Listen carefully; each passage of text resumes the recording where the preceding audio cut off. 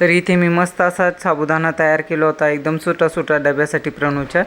आणि बघू शकता मी डबा पण भरत आहे तिच्या सोबतच. आणि त्यानंतर मी इथे माझं आवरून बेडशीट वगैरे झटकून राहिलेले कपडे वगैरे होते ते आवरून सगळं स्वच्छ केलं. त्यासोबत त्यांच्याशी गप्पा पण मारत आहे, दोन्ही कामं चालतात माझ्यासोबतच.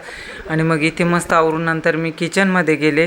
किचनमध्ये मस्त असा नवीन फॅन लावला होता, तर थंडगार हवा वाटत होती. किचनमध्ये खूप गरम व्हायचं, मला आता छान वाटते, मस्त फ्रेश वाटतं. गॅस चालू असताना नाही लावता येत, पण गॅस बंद झाला की मग लावतात. आता माझं आज खूप काम पडले, म्हणजे सकाळी तिचा नाश्ता वगैरे दिलाय करून.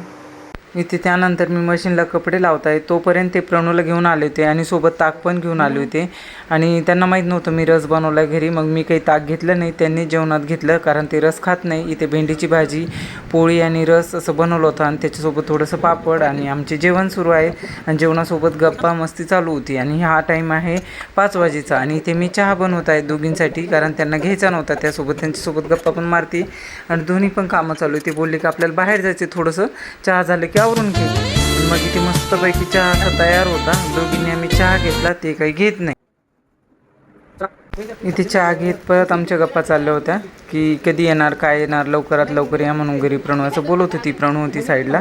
आणि मग मस्त ते म्हणत होते तू पण चल, पण ती बोलली की मला नाही यायचं, मला कंटाळा येतो, म्हणून तुम्ही जाऊन या दोघीजणं. मग इथे आम्ही जाणार होतो. मग चहा पिऊन मस्तपैकी छान वाटतं संध्याकाळी असं निवांत चहा.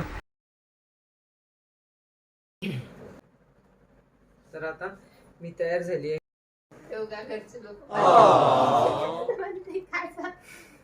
तुला दाखवते माझी पोरगी पा किती वाजता आंघोळ करती. हा दाखवणार हे टोपली कॉमेडी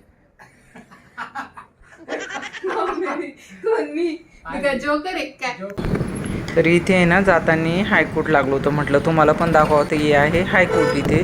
आणि आम्ही चाललो आहोत आता उड्डाणपुलावरून जालना रोडनी. आणि मस्त असं आभाळ होतं त्या दिवशी, छान थंडगार हवा होती.